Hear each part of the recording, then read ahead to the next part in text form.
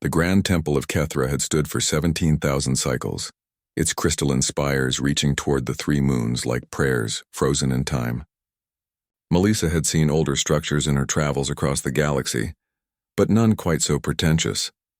The alien priest, a Kethran named Zolveth, regarded her with all six of his eyes, each one reflecting different spectrums of light that humans couldn't even perceive. You desecrate this holy place with your presence. Human. Zolveth's voice resonated through his chest cavity, translated by her neural implant into something approximating religious indignation. Melissa shrugged, adjusting the pack on her shoulders. Your government hired me to appraise the artifacts. Something about joining the Galactic Council requiring an inventory of cultural treasures. The Council acknowledges what we have always known, that the Kethran are divinely ordained. Zolveth's mandibles clicked in satisfaction. Come, witness the proof of our celestial mandate.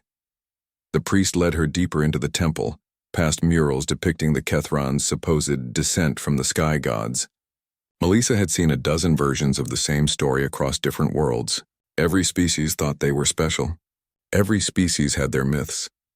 They entered a chamber where a single beam of light illuminated a sword suspended in a stasis field. The blade was unremarkable, about 3 feet of carbon steel, simple crossguard, leather-wrapped grip worn smooth by use. Behold, Zolveth intoned, the divine separator, forged by the gods themselves before the first dawn.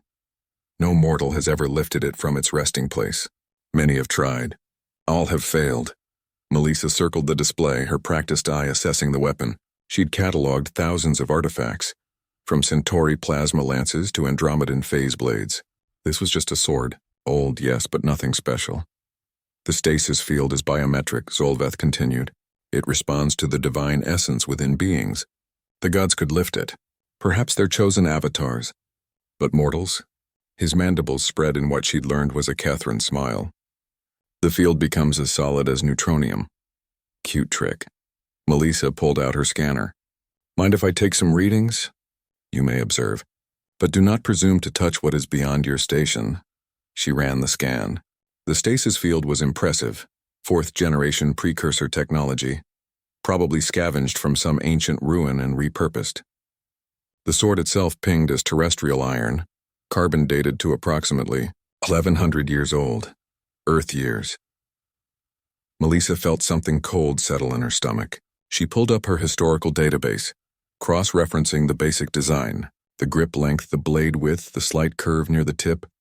This is a Viking sword, she said slowly. If you say so, human. We know only that it was wielded by the Skyfather himself when he walked among our ancestors. When exactly was that?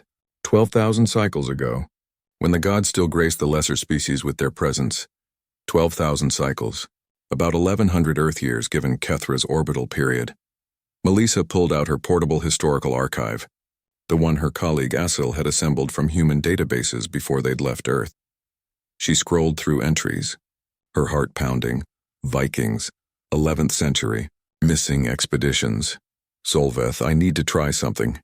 You may not touch the divine separator. The field will not yield to mortal flesh. Humor me. The priest's mandibles clicked in amusement. Very well. When you fail, perhaps you will understand the gulf between humanity and the divine. Melissa approached the stasis field. She could feel it now. A subtle resistance in the air, like trying to push through water. She reached out her hand. The field parted like silk. Her fingers closed around the leather grip. The sword lifted easily from its suspension, its weight familiar in her hand. She gave it an experimental swing. Good balance. Solid craftsmanship, probably worth maybe $300 at a historical auction. Zolveth's 6 eyes all focused on her simultaneously, pupils contracting to pinpoints. Impossible, he whispered. This? Melissa hefted the sword, examining the blade and the light. There were runes near the hilt, Old Norse, badly weathered. She could make out Bjorn and what might have been Eriksson. I hate to break it to you, but this isn't a divine artifact. It's a Viking sword. Probably belonged to some explorer who crashed here about 1,100 years ago. The Skyfather was probably a guy named Bjorn who had no idea how to fix his ship's navigation system. She lowered the blade. We humans have a saying. Sufficiently advanced technology is indistinguishable from magic. To your ancestors, a human with a metal sword and maybe a lighter or a radio would have seemed like a god. Zolveth's crystalline skin had gone pale, shifting through colors of distress. But the field. The biometric lock. It responds only to humans, yeah. That's what biometric means. It reads biological signatures. Melissa set the sword down gently. Whoever set this up, probably Bjorn himself, programmed it to respond to human DNA. Maybe he was trying to keep it safe. Or maybe he just wanted to make sure only another human could retrieve it. Then the god were just people. Lost people far from home doing their best to survive. She pulled out her comm unit. I need to call my partner. Assel is going to flip when he hears about this.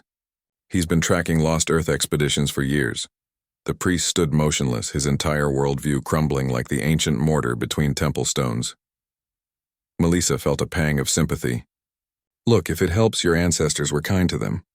They remembered Bjorn and his crew as heroes, as bringers of knowledge. That's worth something. That's worth a lot, actually. But we are not divine. Neither are we. She smiled. We're all just mortals, Zolveth, trying to make sense of a really big, really old universe. The difference is, humans have been lost in space longer than most species have been building temples.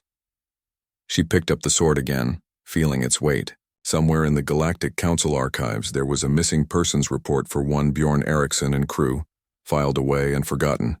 Not anymore. Come on, she said. Let's get this properly cataloged. And then maybe you can help me search the temple archives. If Bjorn left a sword, maybe he left a journal too. Wouldn't you like to know what your Sky Father actually said? Zolveth's mandibles clicked slowly, processing. Then, almost imperceptibly, he nodded. As they left the chamber, Melissa transmitted a message to Asil. Found another one.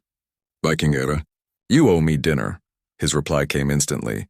Yard sale, bin quality, or museum piece? She glanced back at the sword still in her hand. Yard sale. But it held up a religion for 11 centuries. That's got to count for something. The end.